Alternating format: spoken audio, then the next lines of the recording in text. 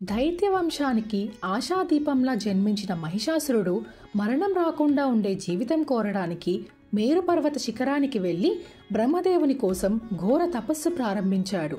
అనేక వేల సంవత్సరాలు గడిచిపోయాయి. మహిషాసురుని తపస్సు మెచ్చి బ్రహ్మదేవుడు ప్రత్యక్షమయ్యి, మహిషాసురా, ఇంక తపస్సు చాలించి ఏ వరం కావాలో కోరుకో అంటాడు. అప్పుడు మహిషాసురుడు, పితామహ, నేను అమరుణ్ణి కావాలి, నాకు మరణం లేని జీవితాన్ని ప్రసాదించు అని కోరాడు. అప్పుడు బ్రహ్మదేవుడు, మహిషాసుర, జనన మరణాలు ప్రకృతికి సహజం. నీ మరణానికి ఒక మార్గం తప్పకుండా ఉండాలి. ప్రకృతి విరుద్ధంగా నీ కోరికను తీర్చడం అసాధ్యం కనుక నీ మరణానికి మార్గం విడిచిపెట్టు అని అంటారు. అప్పుడు మహిషాసురుడు, సరే, ఆడది నా దృష్టిలో అబల, ఆమె వల్ల నాకే ప్రమాదమూ రాదు కనుక పురుషుడి చేతిలో నాకు మరణం రాకుండా వరం అనుగ్రహించు అని కోరాడు. బ్రహ్మదేవుడు దానికి సరే అన్నారు. అప్పుడు వరం అనే గర్వంతో మహిషాసురుడు దేవతలతో యుద్ధం చేసి వారిని ఓడించి ఇంద్ర పదవి దక్కించుకున్నాడు.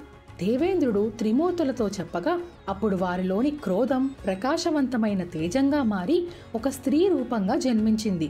శివుని తేజం ముఖముగా, విష్ణు తేజం బాహువులుగా, బ్రహ్మతేజం పాదములుగా కలిగి మంగళమూర్తిగా అవతరించిన ఆమె 18 బాహువులను కలిగి ఉంది.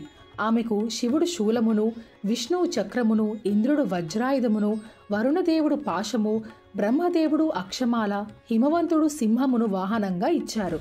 ఇలా సర్వదేవతల ఆయుధములు సమకూర్చుకొని మహిషాసురుని సైన్యంతో తలబడి భీకరమైన యుద్ధం చేసింది. మహిషాసురుని తరపున ఉదద్రుడు, మహాహనుడు, అసిలోముడు, భాష్కులుడు, బిడాలుడు మొదలైన వారిని సంహరించిన తరువాత మహిషాసురునితో తలపడినది. ఈ యుద్ధంలో ఆ దేవి వాహనమైన సింహము శత్రువులను చీల్చి చెండాడింది. అమ్మవారు సింహం వాహనంపై మహిషాసురుని సైన్యాన్ని సంహరించి ఘోర యుద్ధం చేసింది. మహిషాసురుడు చివరికి మహిష రూపంలోనే దేవిచే సంహరించబడ్డాడు. అప్పటి నుండి మహిషాసురుని సంహరించిన రోజును దసరా పర్వదినంగా ప్రజలు జరుపుకుంటున్నారు. Thanks for watching and please subscribe to my channel.